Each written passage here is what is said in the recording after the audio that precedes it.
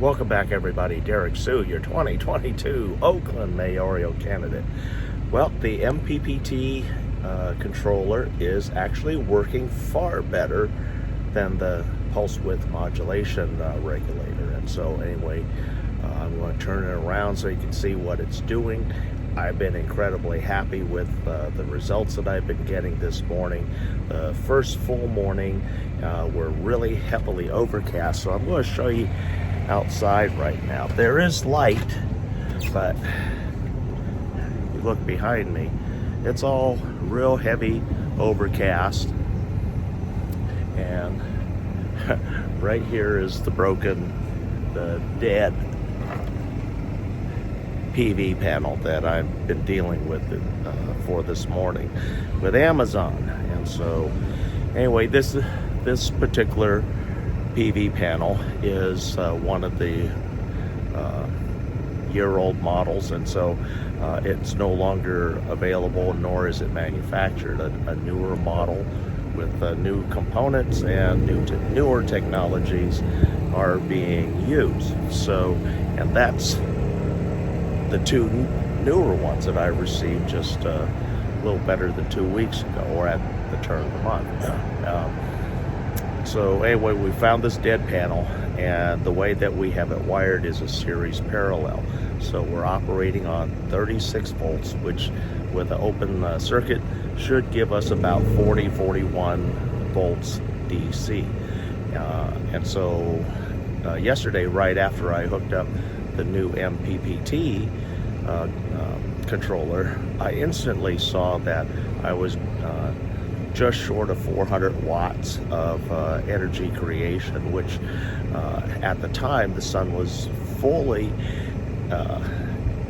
above the PV panels and should have been producing somewhere in the neighborhood of about 550 watts to just short of 600 watts, and I wasn't getting that. So I allowed the controller to get used to the PV panels and the electrical hookup, and then came back a few minutes, see if anything changed. Nothing had changed, so that instantly told me I had one of the pairs of PV panels not functioning. And so after I finished the video, I started the troubleshooting yesterday and with the multimeter that you've seen, and tested for 40 to 41 volts DC on each series pair of the PV panels.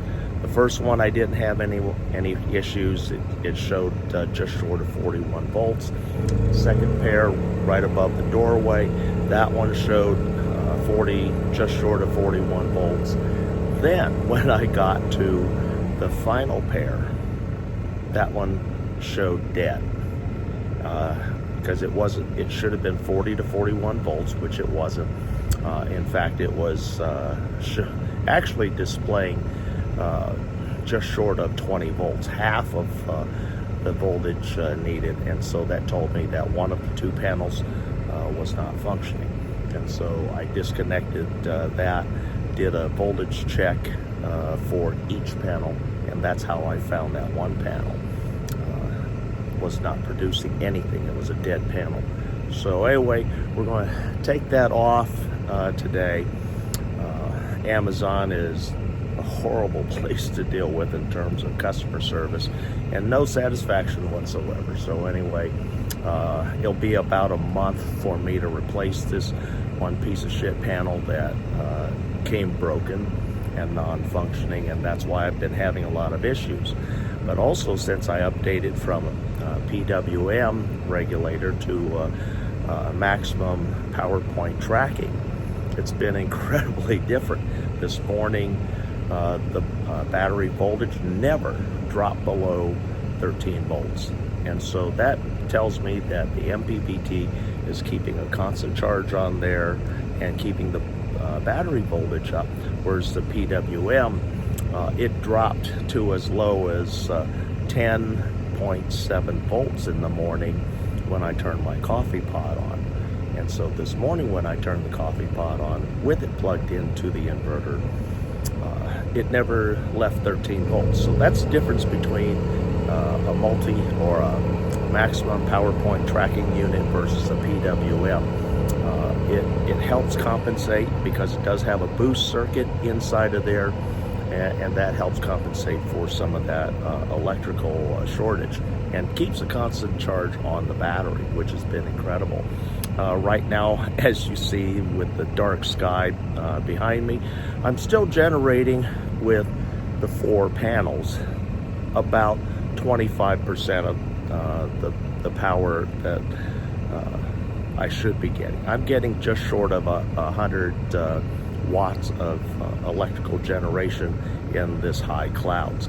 So that's not too bad, but it's far short of what we really need. But at least the MPPT, I'm very satisfied with its improved performance by adding this in. So we're just going to keep plugging away. What I'm going to do is take that panel down today. I'm going to look at and test the internal diodes on there, see if there's diodes blown. If there's a blown diode, I'll be able to get a replacement locally here for about $2, and then that should work after that.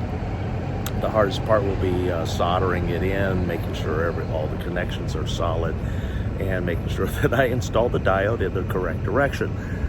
And so if that works out, not too bad. It was a quick, easy fix. It's just more work to go out, get the proper diode. The shot diode is what it's referred to, and install it. But either way, I've been dealing with Amazon. I have it scheduled to go back.